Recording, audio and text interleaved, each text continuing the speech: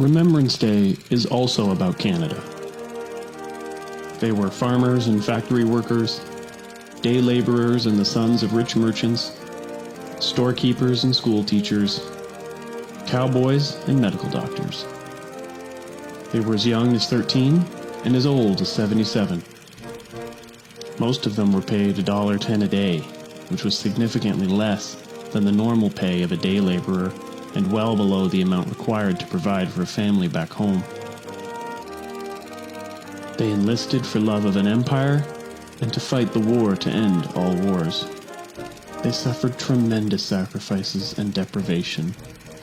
They went in as British subjects and proud representatives of their provinces and their regiments, but 4 years later, the survivors came out the other end as Canadians, and Canada came out of the Great War as a nation.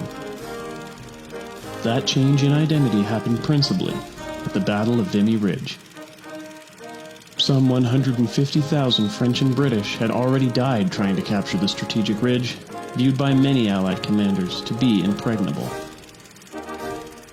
The battle marked the first time that all 4 divisions of the Canadian Corps fought side by side under Canadian leadership. At exactly 05:30 on April 9, 1917, the storming of Vimy Ridge began, with every artillery piece at the disposal of the Canadian Corps firing at once.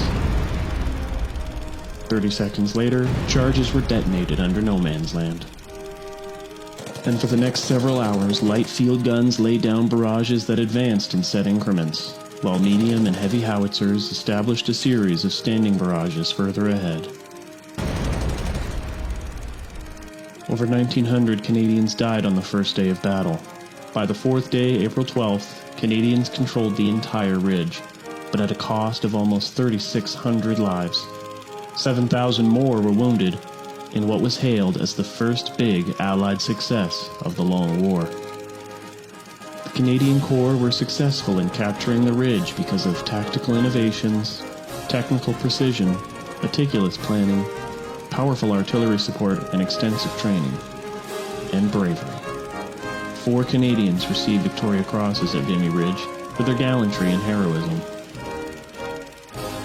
The innovations and daring of the Canadian Corps, their collaboration and resolve, and their ultimate success at what was considered impossible became our national symbol of achievement and sacrifice. 250 acres of the battleground are preserved as the Canadian National Vimy Memorial. The ground we fought for and won that day has become hallowed ground for Canada.